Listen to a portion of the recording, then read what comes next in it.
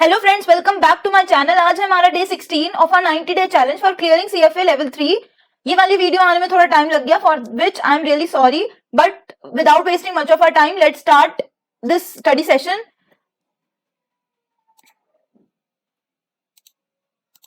अभी तक हम देख चुके हैं इसमें कि हमने क्या क्या पढ़ लिया। हमने कल देखा कि रिटर्न, हम सबसे पहले तो फर्स्ट अपना जो सेकंड अपना सब्जेक्ट है परफॉर्मेंस मेजरमेंट, उसको कर रहे हैं। हमारी ये रीडिंग नंबर 1 चल रही है जिसका लेक्चर नंबर 2। इसमें हमने कल देखा था कि जो हमने रिटर्न के एट्रीब्यूट्स देखे थे कि हमारे एट्रीब्यूट्स कौन कौन से होते हैं जब हम एक्सेस रिटर्न, जो हमारी ये पोर्टफोलियो है उसका जो एक्सेस जो हमने रिटर्न कमाया है एक्सेस रिटर्न बेंचमार्क के रिलेशन में, उसके हम बेसिकली उसको एनालाइज करने की कोशिश कर रहे हैं कि उसके एट्रीब्यूट्स क्या है, किस वजह से जो ये डिफरेंस आया वो क्यों आया है। तो अभी तक हमने देख चुके थे, दो मॉडल्स देखे हमने, बीएचबी मॉडल और हमने देखा ब्रिंसन फैचलर मॉडल, वो रिटर्न एट्रीब्यूशन है बेसिकली।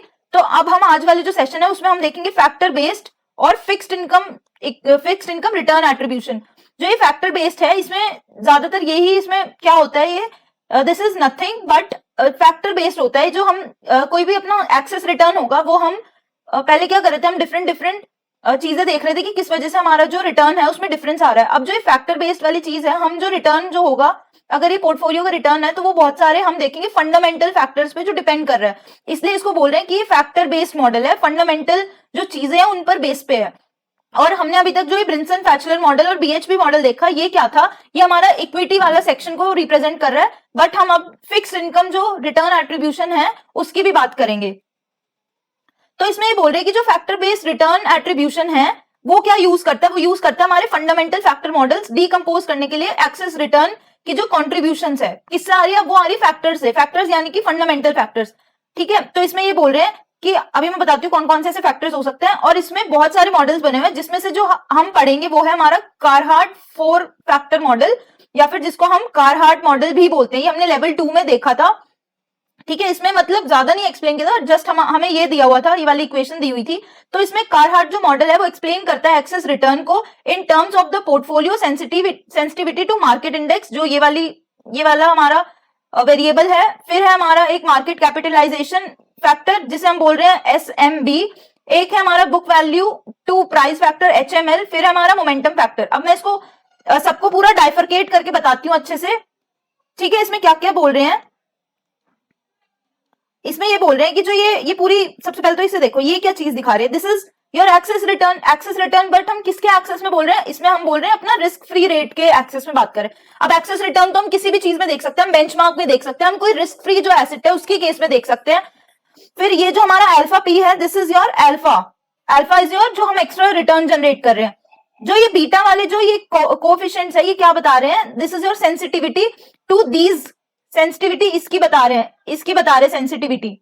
इसका मतलब क्या होता है, इसको हम इंटरप्रेट कैसे करते हैं इन बीटास को, इनको हम इंटरप्रेट ऐसे करते हैं कि अगर ये RMRF वाला जो वेरिएबल है ये अगर 1% से इंक्रीज होगा, तो अगर मान लो इस बीटा की वैल्यू 0.5 है, अगर मैं इसको मल्टीप्लाई करूं तो ये मेरा जो ये वाला रिटर्न ऑन द पोर्टफोलियो और रिस्क फ्री जो रेट है, इसका जो डिफरेंस है वो कितने से बढ़ेगा, वो 0.5% से बढ़ेगा अगर RMRF 1% से बढ़ता है। ठीक है, तो इसकी इंटरप्रिटेशन तो ये हमें पता ही है, लेवल 1 लेवल 2 में हम कर ही रहे हैं। तो जो इसमें ये है, दीज आर योर सेंसिटिविटीज, ये वाली चीज हमारी अल्फा। RMRF क्या है, ये हम इसको देखो, return on the value weighted equity index in excess of 1 month T-bill। ठीक है, रिटर्न ऑन मार्केट माइनस में return on risk free rate.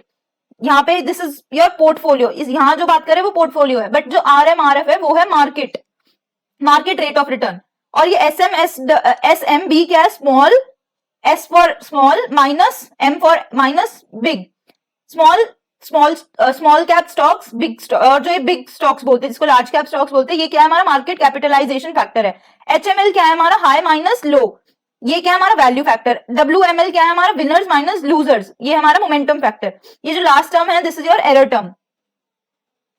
अब इसमें एक ना ये एग्जांपल दिया हुआ है, ठीक है, इसमें ये बोल रहे हैं कि देखो, एक तो ये देखो सबसे पहले फैक्टर टिल्ट्स कितना हमारा, ये एक सेकेंड फिर ये दिखेगा नहीं।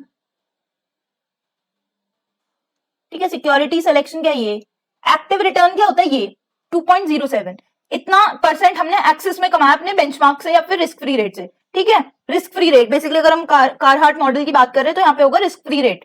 तो ये देखो, ये क्या बता रहा है, नेगेटिव सेंसिटिविटी टू, देखो यहाँ पे नेगेटिव सेंसिटिविटी क्या बता रही है, स्मॉल माइनस बिग है। अगर ये चीज पूरी नेगेटिव है इसका मतलब क्या है, बिग क्या है, बिग ज्यादा है। ऐसे देखो 3 - 5 करके देख लो, तो इसमें क्या ये नेगेटिव आएगी, पूरी चीज क्या आएगी, -2 है ना, -2 आएगी। तो इसका मतलब बिग ज्यादा है, बिग ज्यादा है मतलब लार्ज कैप ओरिएंटेशन है, ठीक है। तो नेक्स्ट क्या बोल रहे हैं, बेंचमार्क अप्रोच क्या कर रही है, लार्ज कैप को, large cap without a value और ग्रोथ बायस। क्यों, देखो इसमें क्या बोल रहे हैं, ये चीज हमने 0 ले रखी है और ये चीज हमने नियरली 0 ले रखी है। तो इसमें जो बेंचमार्क का हमारा जो पूरा रिटर्न आ रहा है वो किसके बेसिस पे आ रहा है, लार्ज कैप ओरिएंटेशन के उस पे बेसिस पे आ रहा है, ठीक है। तो इसमें ये बोल रहे हैं नेक्स्ट पॉइंट की जो पॉजिटिव एक्टिव एक्सपोजर हमने लिया है एचएमएल में, एक तो सबसे पहले हमारी जो क्या कहते हैं पोर्टफोलियो की रिटर्न है वो ज्यादा आई है, ठीक है। तो हमने क्या किया, देखो यहाँ पे 0, यहाँ एक सेकेंड, अगर ये इसे मैं बोलूं 3% ले और 0.3 और 0.5, क्या मैं इसको बोल सकती हूँ 3% या 5%, जस्ट ये सिर्फ कहने के लिए है, ठीक है। ये बोल सकते हो ज्यादा डिफरेंस तो नहीं है ना इसमें, देखो पर ये 0 है और अगर मैं इसको 40% ले लूं तो क्या कह सकते हैं कि जो पोर्टफोलियो का हमारा जो पूरा रिटर्न को ड्राइव किया है वो किसने किया है, एचएमएल ने। एचएमएल क्या है हमारा, हाई माइनस लो, ठीक है।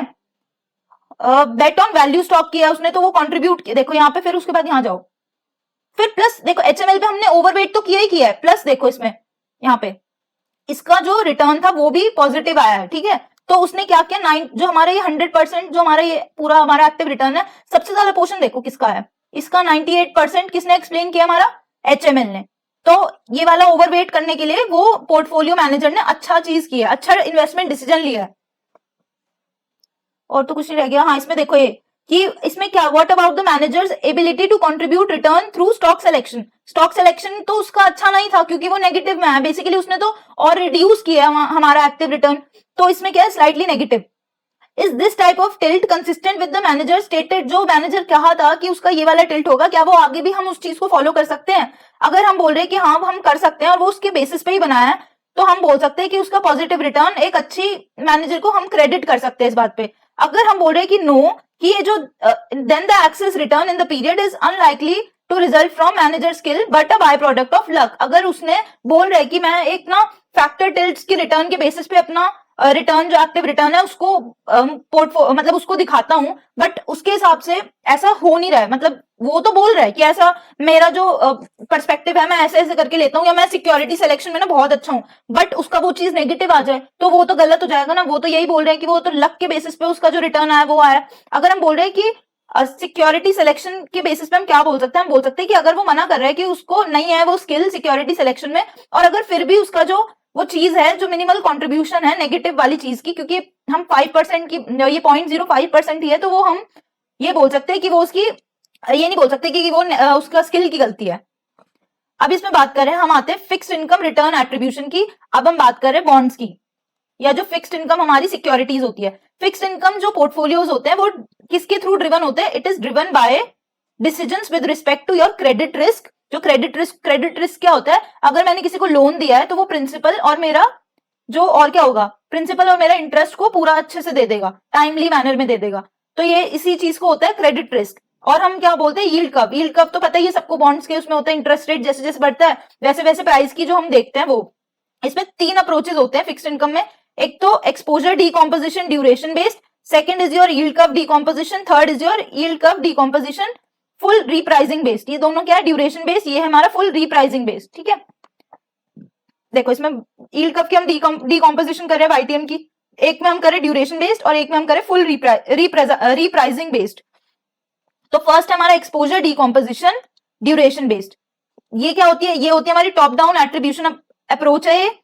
जो एक्सपोजर डीकॉम्पोजिशन है वो रिलेट करती है ये वाली term to the decomposition of the portfolio risk exposure by means of grouping a portfolio's component bonds by specified characters. जब एक्सपोजर डीकॉम्पोजिशन होता है, जब एक पोर्टफोलियो जो हम बना रहे हैं उसका जो रिस्क है ना, उसको हम ना बोलते हैं कि ये ड्यूरेशन की वजह से आया है या फिर ये बॉन्ड सेक्टर की वजह से आया, कि हमने मान लो कि ये ले लिया हमने शॉर्ट टर्म वाले बॉन्ड्स ले लिए या हमने ये लॉन्ग ड्यूरेशन वाले बॉन्ड्स लिए। अगर हम उसको देखते हैं तो हम देखते हैं एक्सपोजर किस पे है हमारा पोर्टफोलियो का।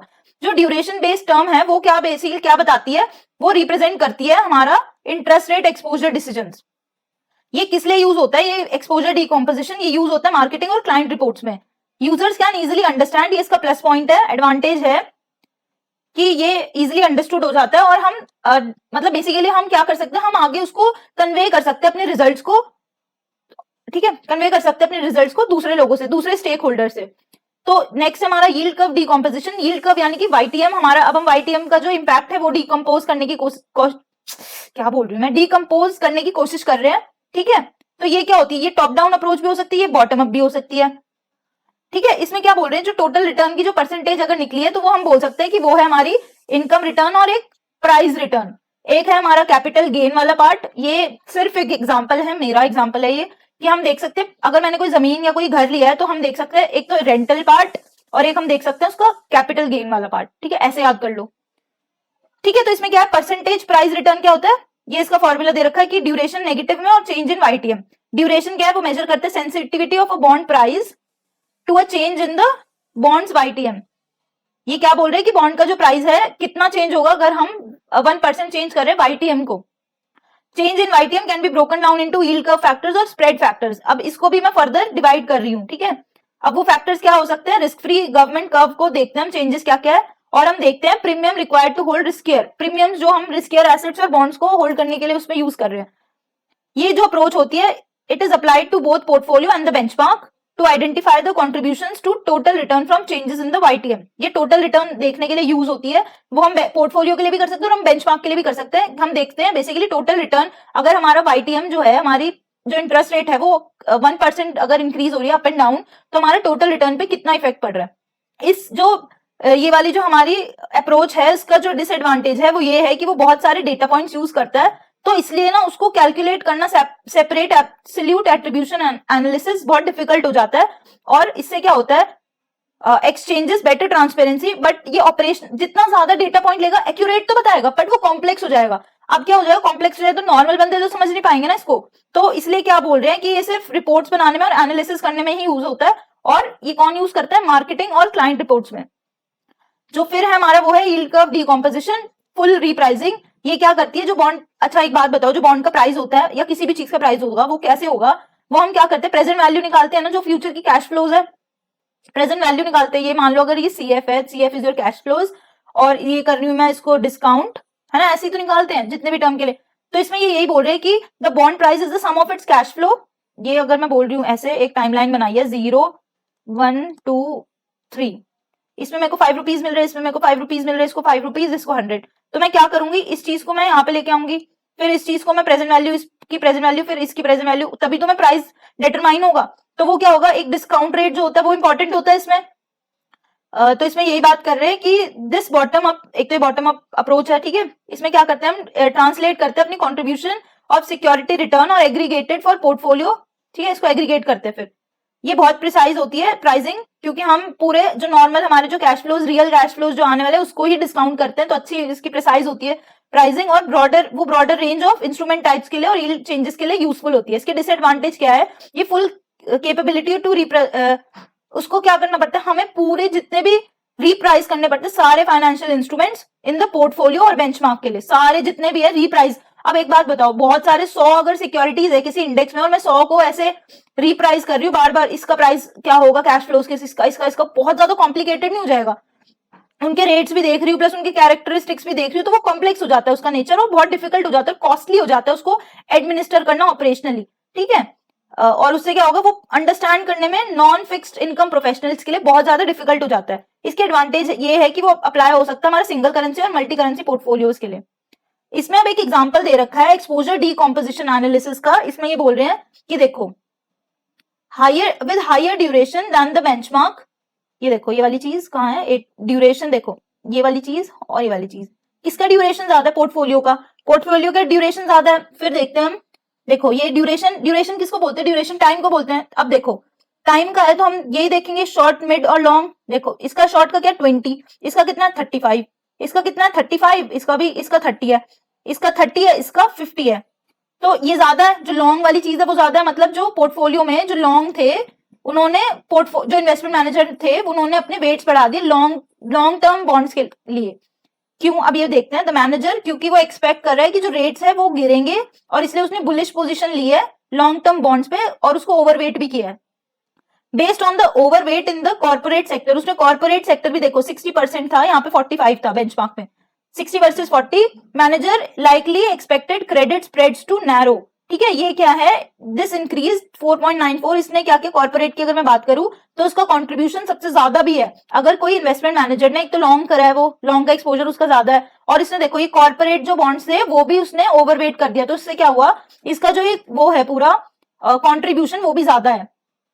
टोटल पोर्टफोलियो की रिटर्न कितनी है, -5.03। ये देखो कहां से पता चल रही है मेरे को, ये देखो पोर्टफोलियो की रिटर्न कितनी है, -5.03, और ये क्या है, -4.83। ये तो कम आई है। क्या बोल रहे हैं कि जो ये देखो अंडर परफॉर्म किया हमारे पोर्टफोलियो ने इतना 0.2 ओवर द पीरियड, क्योंकि मान लो कि जो पोर्टफोलियो मैनेजर है जो एक्सपेक्ट कर रहा था कि जो हमारे इंटरेस्ट रेट्स है वो चेंज होंगे, बट वो हुए नहीं, तो इसमें इन्वेस्टमेंट मैनेजर की गलती नहीं है, उसने एनालिसिस करने में थोड़ी गड़बड़ कर दी और प्लस उसने ओवरवेट भी कर दिया, इस वजह से उसकी अंडर परफॉर्मेंस आई है। तो इसमें क्या बोल रहे हैं, देखो ये वाली जो चीज है टोटल इंटरेस्ट रेट एलोकेशन, ये क्या होती है, देखो duration effect plus curve effect is equals to total interest rate allocation. ठीक है, अब इसमें देखो सेक्टर एलोकेशन, ये वाला पार्ट, ये बोल रहे हैं कि सेक्टर एलोकेशन क्या करती है, वो मेजर करती है हमारे effect of the manager decision to overweight corporate bonds. Sector allocation, sector क्या है हमारे, गवर्नमेंट और हमारा कॉर्पोरेट, कॉर्पोरेट है ना, कॉर्पोरेट में उसने जब ये है सेक्टर्स है, सेक्टर पे जब हम एलोकेट करेंगे तो उसको बोलेंगे हम सेक्टर एलोकेशन। तो जो मैनेजर का डिसीजन था ओवरवेट करना कॉर्पोरेट बॉन्ड्स को, तो सिलेक्शन इफेक्ट क्या हो गया, वो क्या देख रहा है, वो इम्पैक्ट देख रहा है मैनेजर के decision to hold non benchmark bonds in the portfolio. फिर इसमें ये कंक्लूजन दे रखा है, इसमें अब ये जितने भी ये 0.62 है इसको एक्सप्लेन किया, ड्यूरेशन इफेक्ट को, इसको इसमें ना जो हमारे करिकुलम है इसमें हमें क्या बोल रहे हैं, ये बोल रहे हैं कि हमें इसको कैलकुलेट करना नहीं आना चाहिए, बस हमें इसको इंटरप्रेट करना आना चाहिए कि अगर मैं इसकी बात करूं तो ये क्या दिखा रहा है। ठीक है, यही दिखा रहा है कि क्या इसमें क्या इंटरप्रेट, क्या ये बोलना क्या चाह रहा है, अगर मैं इससे बोल रही तो जो ये पोर्टफोलियो हमें पता है कि उसने अंडर परफॉर्म किया है, -0.2 आया था ना परसेंट, है ना, तो 62 बीपीएस क्या है हमारा, ये वाला क्या है, ये माइनस में है, तो ये लॉस्ट हो गया long duration position when a period, जब यील्ड्स क्या थे, वो एक्सपेक्ट कर रहा था कि जो हमारे यील्ड्स है, जो इंटरेस्ट रेट्स है वो गिर जाएंगे, बट क्या हो गया, यील्ड्स इंक्रीज हो गए, इसलिए ड्यूरेशन इफेक्ट क्या है, नेगेटिव। अब ये देखो ये 52 बेसिस पॉइंट्स क्या है, ये गेन हुआ है, ठीक है, गेन हुआ है। तो इसमें क्या बोल रहे हैं, जो shape of the yield curve थी वो चेंजेस की वजह से पॉजिटिव आया है, क्योंकि मैनेजर ने ओवरवेट किया था लॉन्ग ड्यूरेशन बकेट, तो और यील्ड कर्व क्या हुआ, फ्लैटन हो गया, तो इसमें इसलिए पॉजिटिव हुआ है। 23 बीपीएस जो है ये वाला पॉइंट सेक्टर एलोकेशन वाला, ये लॉस हुआ है क्योंकि मैनेजर ने क्या किया, कॉर्पोरेट सेक्टर को ओवरवेट किया था, जबकि द क्रेडिट स्प्रेड्स वाइडन हुआ, क्रेडिट रिस्क जब इंक्रीज हो गया तो कॉर्पोरेट बॉन्ड्स की क्या होगा, वो ओवरवेट करने से उसकी रिटर्न को गिर गया। 7 पॉइंट्स जो है बीपीएस वर एडेड थ्रू बॉन्ड सिलेक्शन, उसने अच्छी बॉन्ड सेलेक्ट की, इसकी वजह से वो 0.7 इंक्रीज हुआ है। ठीक है, अब ये है हमारा यील्ड कर्व डीकॉम्पोजिशन, ये हमने अभी पहले देखा था, हमने देखा था एक्सपोजर डीकॉम्पोजिशन, अब हम देख रहे हैं यील्ड कर्व डीकॉम्पोजिशन। इसमें बेसिकली देखो ये वाली जो यील्ड है, ये roll, shift, slope, curvature, spread, specific, residual और टोटल, इन सबको एक्सप्लेन किया। यील्ड मतलब ओवरवेट, ये जस्ट आप लोग पढ़ लेना, ये कुछ ऐसा मुश्किल नहीं है। ठीक है, बस मैं रीड कर देती हूँ। जो यील्ड है वो क्या किया है, पोर्टफोलियो में ओवरवेट किया कॉर्पोरेट बॉन्ड्स को लॉन्गर टर्म मैच्योरिटीज के लिए। ठीक है, रोल क्या होता है, रोल मतलब जब अगर मैं एक महीने में कोई चीज ले रही हूँ और मान लो मैंने कोई पोजीशन ले रखी है अपनी फ्यूचर्स में, और मैं सोच रही हूँ कि प्राइस ना इंक्रीज होगा और मेरा टारगेट ये है, बट वो टारगेट ना उतना अचीव नहीं हुआ, तो मैं क्या करूंगी, जो मेरी फ्यूचर्स की पोजीशन है ना, वो मैं नेक्स्ट अपने जो नेक्स्ट मंथ है उसके लिए रोल कर दूंगी, मतलब सेम पोजीशंस ले लूंगी नेक्स्ट ईयर, नेक्स्ट मंथ की, तब तक मेरा टारगेट अचीव नहीं होता। ये मेरा ऐसा बिलीफ है कि मैं टारगेट अचीव करने से पहले पहले मैं क्या करूं, अपना ये जो इसको फ्यूचर जो अपनी पोजीशन है उसको मेंटेन रखूं। तो ये रोल किया उसने, तो पोर्टफोलियो लॉन्गर मैच्योरिटीज की तरफ ओवरवेटेड था। ठीक है, तो इससे क्या हो गया, वो फ्लैटर साइड में बैठा हुआ है, overweighting of the longer maturity reduce कर दिया उसने रोल रिटर्न को। शिफ्ट क्या बताता है, एक तो पोर्टफोलियो की जो हमारी ओवरऑल ड्यूरेशन है वो ये है, वो ज्यादा है हमारी ड्यूरेशन से ज्यादा, मतलब लॉन्गर ड्यूरेशन बॉन्ड्स हमने ले रखा है, तो इसकी वजह से हमारी पोर्टफोलियो भी गिर गई लॉन्गर, क्योंकि हमने लॉन्गर ड्यूरेशन बॉन्ड्स ले रखा है, क्योंकि जो मैनेजर है वो एक्सपेक्ट कर रहा है कि हमारी इंटरेस्ट रेट फॉल हो जाएगी, बट वो फॉल नहीं हुई, वो इंक्रीज हो गई। स्लोप क्या होती है, slope of the yield curve, slope क्या होगी, हमारी फ्लैट हो गई, इसकी वजह से जो लॉन्ग टर्म की यील्ड्स है वो इंक्रीज हुई है, less than the yields on short term maturity, इसकी वजह से भी ये जो इफेक्ट आया हमारा स्लोप का वो हमारा ज्यादा नहीं आया। कर्वेचर क्या होता है, reshaping of the yield curve resulted in a larger yield increase at the 5-year maturity point. Underweight किया हमने इस चीज को, तो इसकी वजह से कंट्रीब्यूट किया एक्सेस रिटर्न को। स्प्रेड देख रहे हैं, फिर हम स्पेसिफिक स्प्रेड, रेसिडुअल इज जब हम ड्यूरेशन और कन्वेक्सिटी जो एक्सप्लेन नहीं कर सकती। स्पेसिफिक स्प्रेड होता है हमारा बॉन्ड स्पेसिफिक जो स्प्रेड है, जैसे कि कॉर्पोरेट बॉन्ड्स का कोई स्पेसिफिक हमने स्पेसिफिकेशन है मतलब मान लो कि मैंने इस वाले मंथ का ले रखा है या नेक्स्ट मंथ का, तो उसका जो इम्पैक्ट है वो देख रहे हैं। फिर स्प्रेड है, स्प्रेड इज योर जो हमारा क्रेडिट स्प्रेड वाली चीज की बात कर रहे हैं। अब अभी तक हम देख चुके हैं रिटर्न एट्रीब्यूशन, जो हमारी एक्सेस रिटर्न है, जो एक्सेस हमारी रिटर्न थी पोर्टफोलियो और बेंचमार्क के बीच में, हम रिटर्न के पर्सपेक्टिव से देख रहे थे। अब हम रिस्क के पर्सपेक्टिव से देखेंगे कि अगर मैं ये वाली पोजीशन ले रही हूँ, ठीक है, ये वाले एसेट क्लास को अगर मैं इंक्लूड कर रही हूँ अपने पोर्टफोलियो में, तो इससे रिस्क का क्या इंपैक्ट हो रहा है मेरे पूरे पोर्टफोलियो पे। जो रिस्क एट्रीब्यूशन होती है वो आइडेंटिफाई करती है हमारे sources of risk in the investment process, ठीक है। रिस्क एट्रीब्यूशन क्या करती है, एक्सप्लेन करती है only where risk was introduced, कब कहाँ हमारा जो रिस्क है वो इंट्रोड्यूस किया था, क्योंकि हम उसको बाइफिकेट करते हैं हर चीज को, तो इससे हम देख सकते हैं कि हमारा रिस्क इस वाले एसेट क्लास से या इस हमारे जो हमारे इन्वेस्टमेंट डिसीजन है इससे आ रहा है। इसको हमें क्या करना चाहिए, हमें कंबाइन करना चाहिए return attribution with your risk attribution, ताकि हम पूरा फुल इंपैक्ट अपने डिसीजन का देख सके। अगर मैं बोल रही हूँ कि मैंने ये वाली जो एसेट कैटेगरी है, कैटेगरी ए, इसको इंक्लूड किया अपने पोर्टफोलियो में, तो मैं मेरा 1% का जो इंक्रीज है रिटर्न का, एक्सेस रिटर्न का, वो मेरा ए की वजह से आ रहा है। फिर हमें ये भी तो देखना चाहिए, अगर मेरे पोर्टफोलियो की मैं बोल रही हूँ कि टोटल रिस्क है मेरा 10%, बट ए को इंक्रीज करने से मेरा अगर रिस्क जो है वो बढ़ रहा है मेरा 2%, तो मैं ये नहीं देखूंगी कि मेरा रिटर्न अगर 1% बढ़ रहा है और कंपैरिजन में पोर्टफोलियो के हिसाब से ये तो 2% रिस्क इंक्रीज कर रहा है, तो ये तो अच्छी चीज नहीं है। अगर मैं एक पर्सपेक्टिव से देखूंगी तो मेरे को वो चीजें समझ नहीं आएगी। तो रिस्क जो एट्रीब्यूशन है वो कॉम्प्लीमेंट करता है रिटर्न एट्रीब्यूशन को, जब हमें इवेल्युएट करने होते हैं अपने रिस्क के कॉन्सिक्वेंसेज। ये एक बॉटम अप अप्रोच है। बॉटम अप अप्रोच किसे बोलते हैं, हम नीचे से ऊपर जा रहे हैं, जो मैंने बताया था एक पिरामिड है, तो ये है हमारे कंपनी, फिर है हमारी इंडस्ट्री, और फिर है हमारा पूरा जो हमारी इकोनॉमी। तो हम क्या कर रहे हैं, बॉटम अप, नीचे से ऊपर जा रहे हैं। Focuses on individual security selection. Top down approach क्या होती है, जब हम पिरामिड में नीचे से ऊपर जाते हैं। पहले हम देख रहे हैं एक कोई इकोनॉमी, फिर हम देख रहे हैं इंडस्ट्री, फिर हम देख रहे हैं अपनी जो हमारी स्टॉक्स है उसको देख रहे हैं। जो फैक्टर बेस्ड अप्रोच होती है वो लुक करती है प्रॉफिट्स को, profits by taking different from benchmark exposure to the risk factors believe to derive asset returns. Factor returns को हम देखते हैं इसमें।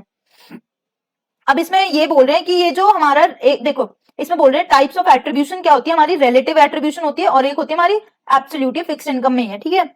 तो इसमें और क्या होते हैं हमारे डिसीजन, बॉटम अप हो सकते हैं, टॉप डाउन हो सकते हैं, फैक्टर बेस्ड हो सकती है, ठीक है।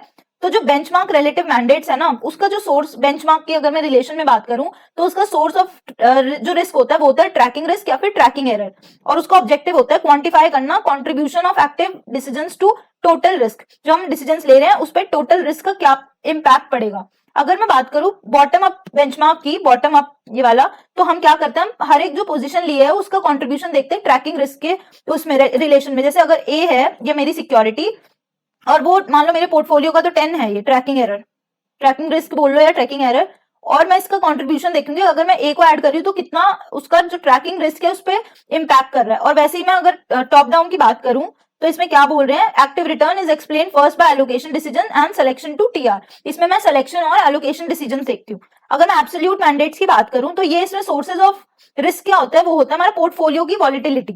इसमें हम देख रहे हैं ये, इसमें हम क्या देख रहे हैं, हम देख रहे हैं ट्रैकिंग एरर, और इसमें ट्रैकिंग एरर या ट्रैकिंग रिस्क। और अगर मैं एब्सोल्यूट मतलब एक मैं सिंपल एक मेरा पोर्टफोलियो, किसी के रिलेशन में नहीं बात कर रही मैं कि बेंचमार्क के या फिर कोई रिस्क फ्री रेट है एसेट क्लास उसके बेसिस पे नहीं, मैं सिर्फ सिंपल अपना पोर्टफोलियो देख रही हूँ, उसका इंपैक्ट देख रही हूँ रिस्क का। तो वो क्या देखता है, वो सिर्फ देखता है पोर्टफोलियो की जो वॉलिटिलिटी है। वो क्या करता है, एक्सप्लेन करता है by the exposure to the market size style factors और specific risk due to stock selection. For absolute bottom up approach इसमें हम क्या देखते हैं, वो हम फिर अगेन इसमें यही देखते हैं पोजीशन ए की, जो ये अब मैं इसमें देख रही हूँ ए की जो पोजीशन है वो मेरे वॉलिटिलिटी पे क्या स्टैंडर्ड डिविएशन जो है इस पे कितना इंपैक्ट कर रही है। इसमें हम देख रहे थे ट्रैकिंग एरर पे, इसमें हम देख रहे हैं हम पोर्टफोलियो पे। ये है हमारी लास्ट स्लाइड, लास्ट सब टॉपिक, ठीक है, return attribution at multiple levels. अब हमने एक स्लाइड थी हमारी जिसमें एक ऐसे डायग्राम बना होता है एट्रीब्यूशन, फिर हमारा था रिस्क था, यहाँ पे रिटर्न था, होल्डिंग बेस्ड था, ट्रांजैक्शन बेस्ड था, और क्या था, फैक्टर बेस्ड था, एक हमारा मैक्रो था और एक हमारा माइक्रो भी था, ठीक है, मैक्रो माइक्रो। अब हम मैक्रो को देखेंगे। इसमें ना एक ना ऐसे समझने के लिए एक एग्जांपल दे रहे हैं, ठीक है। अब मैं बताती हूँ, मान लो एक बहुत ही वियर्ड से एग्जांपल है, एक मूवी है, ये मैं मेरा समझाने का जस्ट आपको एक तरीका था कि याद हो जाए। एक मूवी है, मतलब ये मूवी 1, मूवी 2, मूवी 3, ये बहुत सारी मूवीज है, 3 मूवीज। जब मैं ये बात कर रही हूँ कि इनमें से कौन सी मूवी अच्छी है, ठीक है, तो मैं ये क्या बात कर रही हूँ, मैक्रो लेवल पे बात कर रही हूँ। अगर मैं मूवीज की बात करूँ कि कौन सी अच्छी है, सपोज लेट्स से मैं बोल रही हूँ कि 1 मूवी बहुत अच्छी है, 1 मूवी बहुत अच्छी है, तो मैं क्या ही बात कर रही हूँ कि ये एक मैक्रो लेवल पे बात कर रही हूँ। वैसे ही मैं अगर इसकी बात करूं तो एक मान लो एक स्पॉन्सर है कोई, फंड स्पॉन्सर जिसमें बोल रहे हैं, ठीक है। तो फंड स्पॉन्सर कौन सा सबसे अच्छा है, ये मतलब इंसान है ये, ठीक है। ए अच्छा है फंड स्पॉन्सर, बी अच्छा है या सी अच्छा है एक्सेस रिटर्न को करने में। मैं बोल रही हूँ लेट्स से कि ए बहुत अच्छा है। तो ये क्या बात कर रही हूँ, मैं मैक्रो लेवल पे बात कर रही हूँ, मैं इसके इन डेप्थ पे नहीं गई हूँ कि उसके कौन से डिसीजन, इन्वेस्टमेंट डिसीजन अच्छे हैं। अच्छा मैं बात करूं, अगर ये मूवी है, मूवी 1 अच्छी है, चलो अब मैं इसमें बात करूं, सिर्फ मूवी 1 की बात कर रही हूँ मैं यहाँ पे, ये मूवी 1 है। अब मैं इसमें बात कर रही हूँ कि इसके कैरेक्टर्स, जो बहुत सारे एक्टर एक्ट्रेस होंगे, किसकी सबसे ज्यादा अच्छी एक्टिंग थी जिसकी वजह से ये मूवी 1 बहुत ज्यादा पॉपुलर हुई है, ये बहुत ज्यादा अच्छी बनी है। कोई कोई ऐसे कैरेक्टर्स होते हैं ना जिसकी वजह से हमारी पूरी मूवी जो होती है वो हिट चली जाती है। तो जब हम ऐसे बात कर रहे हैं इन डेप्थ में जाके, थोड़ा और माइक्रो लेवल पे बात कर रहे हैं, है ना, कि तो ये क्या है हमारा, ये माइक्रो एनालिसिस हो गया। ये क्या था हमारा, मैक्रो एनालिसिस। अगर मैं ए पोर्टफोलियो की बात करूं कि ये पोर्टफोलियो नहीं है, सॉरी, ये है हमारा ए फंड स्पॉन्सर है ये। अब मैं इसकी बात करूं तो हम देख रहे हैं अगर कि इसका वैल्यू वाला चीज अच्छा है, इसमें हमारे जो सीएफए करिकुलम में है इसमें बोल रहे हैं वैल्यू पोर्टफोलियो मैनेजर, मतलब इसमें अलग अलग कर दिया। जैसे मैं यहाँ पे कैरेक्टर्स की बात करूँ तो यहाँ पे बोल रही हूँ वैल्यू फैक्टर है और एक है हमारा ग्रोथ फैक्टर। तो ये दो एट्रीब्यूशंस को देख रहे हैं, तो हम क्या कर रहे हैं, माइक्रो लेवल पे देख रहे हैं, ठीक है। तो इसमें एक एग्जांपल दिया हुआ है मैक्रो एट्रीब्यूशन में कि हम क्या करते हैं, इसमें हम मैक्रो एट्रीब्यूशन में कंसीडर करते हैं फंड स्पॉन्सर के डिसीजंस को। एलोकेशन क्या होती है, वो मेजर करते हैं हमारी tactical asset allocation decision of the sponsor against its own strategic benchmark. Selection क्या होती है, जो मेजर करती है फंड स्पॉन्सर मैनेजर की सिलेक्शन डिसीजन पे कि किसकी वजह से हमारी वैल्यू एड हुई है। It is entirely possible to attribute one portfolio against another when both are using the same or similar investment strategy. हम ये बोल रहे हैं कि हम कोई एक जो पोर्टफोलियो है, दूसरा जो पोर्टफोलियो है उसको हम ना कंपेयर कर सकते हैं अगर वो सिमिलर, हमारी सेम या फिर सिमिलर इन्वेस्टमेंट स्ट्रेटेजी को यूज कर रहा है। और इसमें जो ये पर्पस होगा ना इसका, फिर वो पर्पस क्या होगा, वो एक्सप्लेन करना होगा कि इन दोनों पोर्टफोलियोज में डिफरेंस क्या आ रहा है, रिटर्न का जो डिफरेंस है वो क्यों आ रहा है, जबकि वो जो दोनों पोर्टफोलियो वो सेम जो मैनेज कर रहा है वो एक ही पोर्टफोलियो मैनेजर मैनेज कर रहा है और सेम ही investment decision making process use कर रहे हैं, तो डिफरेंस क्यों आ रहा है। तो इसमें जस्ट ये एग्जांपल है कि वैल्यू, अब हमने इसमें क्या किया है, एक ना ये पूरी चीज है, इसमें हमने क्या किया है, हमने एलोकेशन इफेक्ट निकाला है प्लस सिलेक्शन और इंटरैक्शन इफेक्ट को निकाल के फिर हम उसको स्टडी कर रहे हैं कि एलोकेशन इफेक्ट चलो इतना है, फिर हम ये बता रहे हैं कि हाँ चलो एलोकेशन इफेक्ट का क्या पूरे हमारे डिफरेंस पे इम्पैक्ट किया है, वैसे ग्रोथ मैनेजर का देख रहे हैं। अब मैं माइक्रो की बात करूं, माइक्रो एट्रीब्यूशन की, तो एक एग्जांपल है ये, इसमें भी, इसमें हम क्या डिसीजन करते हैं, हम डिसाइड करते हैं, कंसीडर करते हैं decisions of the individual portfolio manager. हर एक जो इंडिविजुअल पोर्टफोलियो मैनेजर है उसकी बात करें, एक हमारा फंड स्पॉन्सर है, वो उसके बेसिस पे अगर मैं बात करूं तो वो क्या होगा हमारा मैक्रो। बट मैं अगर इन डेप्थ जाके पोर्टफोलियो मैनेजर्स की बात करूं तो वो होगा मेरा माइक्रो लेवल एनालिसिस। इसमें हम क्या करेंगे, रिटर्न एट्रीब्यूशन की जो यूज करेंगे ब्रिंसन फैचलर अप्रोच ही at the segment level. Segment level मतलब small cap value, large cap और लार्ज कैप ग्रोथ। एलोकेशन वाले हम हमेशा जब भी एलोकेशन वाले फॉर्मूला यूज करेंगे इसमें हम हमेशा ब्रिंसन फैचलर का मॉडल का ही यूज करेंगे, ये वाला। ये मत कर देना कि इसमें ये हमने वेट्स ले लिया दोनों उसके डिफरेंस इन वेट्स और बेंचमार्क का हमने ले लिया ये बीआई, नहीं, हम क्या लेंगे इसका ये माइनस करेंगे जो इसकी टोटल बेंचमार्क की मेरी रिटर्न आई है। सिलेक्शन तो यही सेम है हमारा फॉर्मूला, इंटरैक्शन वाला फॉर्मूला ये, दिस इज योर सिलेक्शन वाला formula, this is your interaction वाला फॉर्मूला, ये तो सेम है। अब इसमें ये कुछ नहीं बोल रहे, ये बोल रहे हैं कि अगर मैं इन्वेस्टमेंट की जो प्रोसेस है उसको अगर मैं टारगेट कर रही हूँ कोई कंट्री एलोकेशन, तो मेरा जो एनालिसिस होगा, जो सेम एलोकेशन फॉर्मूला है उसमें हम क्या यूज करेंगे, impact of country allocation decisions वो देखेंगे, और जो मेरा सिलेक्शन फॉर्मूला होगा वो भी हमारा selection decisions with in each country को रिप्रेजेंट करेगा। सेम अगर मैं बोल रही हूँ कि जो पोर्टफोलियो मैनेजर है वो उसका जो इन्वेस्टमेंट प्रोसेस है वो है हमारा टारगेट सेक्टर एलोकेशन, तो जो एलोकेशन का फॉर्मूला होगा वो इंपैक्ट करेगा जो सेक्टर सिलेक्शन डिसीजन है और selection decision with in sector. जैसा हम मतलब मान लो जैसा मेरा क्या कहते हैं, जिस बेसिस पे मेरा इन्वेस्टमेंट डिसीजन या इन्वेस्टमेंट प्रोसेस है जिसको मैं फोकस करने की, जैसे अगर मैं कंट्री को फोकस कर रही हूँ तो मेरा एलोकेशन भी कंट्री स्पेसिफिक हो जाएगा, मेरा सिलेक्शन भी कंट्री स्पेसिफिक हो जाएगा। वैसे ही अगर मैं बात करूं कि मैं टारगेट सेक्टर, अगर कोई सेक्टर एलोकेशन ले रही हूँ तो मैं सेक्टर को ज्यादा फोकस करूंगी, वैसे ही सिलेक्शन में भी सेक्टर को ज्यादा फोकस करूंगी। अगर जो मैं और ज्यादा लोएस्ट लेवल पे जाऊं तो मैं ये इंडिविजुअल सिक्योरिटी के लिए भी कर सकती हूँ। अब इसमें बोल रहे हैं कि जो प्राइसिंग सोर्सेज होता है यूज्ड इन द पोर्टफोलियो और बेंचमार्क सेम है, प्राइसेस सेम है, बट इसमें डिफरेंस क्यों आ रहा है रिटर्न में, ये हो सकता है बिड ऑफर स्प्रेड जो है उसकी वजह से हो सकता है और हमारा ट्रांजैक्शन एक्टिविटी की वजह से हो सकता है। कोई भी जो भी एनालिसिस है, whatever the level of analysis, macro हो माइक्रो हो और भी ज्यादा छोटे मतलब बहुत डीप लेवल पे हो, तो return attribution must reflect the decision making process of the portfolio. ठीक है, ये हमेशा शो करना चाहिए हमारे जो डिसीजन मेकिंग प्रोसेस क्या है हमारे पोर्टफोलियो को, तभी हम एक एनालिसिस कर पाएंगे अपने पूरा कि किस वजह से हमारे जो रिटर्न्स है वो आ रहे हैं, एट्रीब्यूट्स क्या है, किस वजह से हमारा कंट्रीब्यूशन हो रहा है एक्सेस रिटर्न्स में। तो तभी हम ये देख पाएंगे कि हम क्या ये जो इन्वेस्टमेंट मैनेजर ये डिसीजन ले रहा है ये बेसिकली लक पे नहीं है, ये अगर स्किल पे डिपेंड है तो क्या हम यही चीज फ्यूचर में भी अप्लाई कर सकते हैं, नहीं।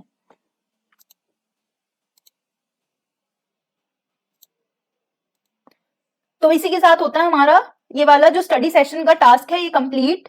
इसको आज आप देख लेना, ठीक है, और कोई भी अगर डाउट से पूछ लेना। इसको 2-3 बार, ये मेरे को भी थोड़ा मतलब कुछ का कुछ लिखा हुआ है तो थोड़ा इसको स्लाइड्स बनाने में और ये सब चीजें इसको मैनेज करने में ना थोड़ा वैसे हो रहा था। मतलब 2 ये जो लेक्चर्स होंगे ना ये थोड़े न्यूमेरिकल, मतलब एक तो इंटरप्रिटेशन है, डेटा इंटरप्रिटेशन कर रहे हैं हम, तो इसमें थोड़ी प्रॉब्लम आ सकती है। बट हम जब बार बार इसको देखेंगे, बार बार इसको पढ़ेंगे, प्रैक्टिस करेंगे, ये हमें आ जाएगा समझ, कुछ ऐसा ज्यादा मुश्किल नहीं है, ठीक है। तो और जो बाकी जो 2 लेक्चर्स होंगे ना मुझे ऐसा लग रहा है कि वो थ्योरेटिकल होंगे, तो उसमें ज्यादा प्रॉब्लम नहीं आएगी समझने में। तो ये अगर ये वाला चैप्टर की बात करूं तो यही जो है एक बहुत इंपॉर्टेंट चैप्टर है, बहुत इंपॉर्टेंट। अभी तक जो हमने 2 लेक्चर्स देखे वो इंपॉर्टेंट लग रहे हैं मेरे को।